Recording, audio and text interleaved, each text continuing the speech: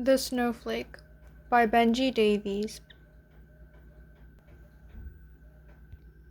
High in the sky, one winter's night, a snowflake was made. She wheeled and skipped and twirled between the clouds. Whee! She squealed. Only soon she began to fall. I don't want to fall, said the snowflake. You're supposed to fall, said a cloud. That's what snowflakes do. But I don't want to, pleaded the snowflake. Help me, cloud. Stop me from falling. You'll find your way, replied the cloud. Good luck. The snowflake wasn't too sure. She twisted this way and that way and this way. Tumbling as she fell, the snowflake grew dizzy. Far away in a town, nestled in between the hills, a little girl named Noelle and her grandpa Pappy were walking home. Noelle's breath puffed into cold, crisp air. I wonder if it will snow tonight, she thought. The snowflake fell over tree-dotted hillsides. She drifted over the valleys and streams. She hoped she would soon stop falling. When she came across a place that looked promising. But every time the snowflake thought she was about to land, the wind whisked her onwards. There was nothing she could do.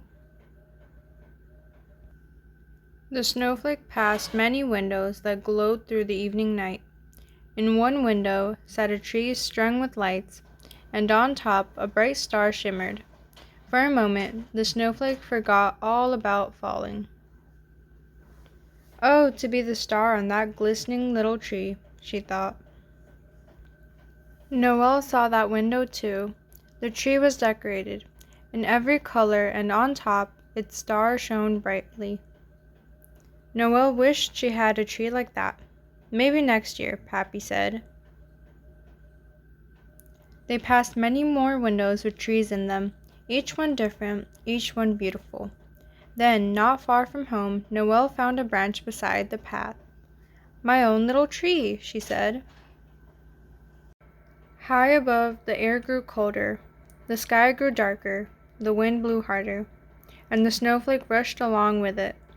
She wondered if she would ever find a place to land. Then through the wind she heard laughter.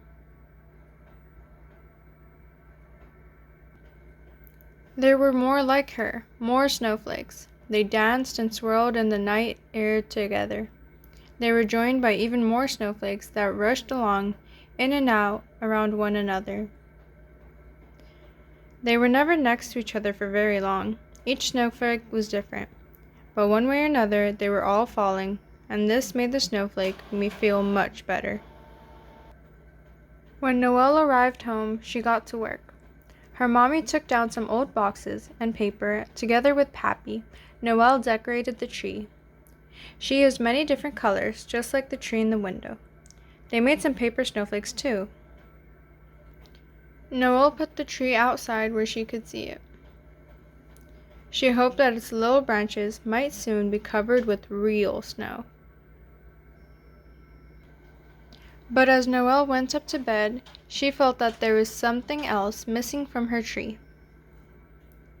Something important, only she wasn't quite sure what it was. Meanwhile, high above the house, the sky was swirling, drifting, circling, falling. Nearly there, whispered the cloud. When Noelle woke the next morning, the world felt different. Everything was brighter, quieter, softer. Then, as she climbed out of bed, she remembered. My little tree, she said. And Noelle gasped. For every rooftop, every hillside, and every tree had grown white.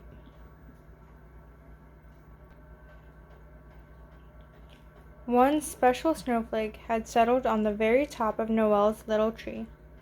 I did it, said the snowflake. I found a way to stop falling.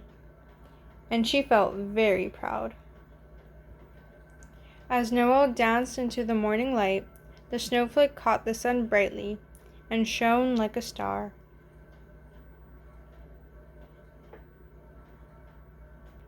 The end.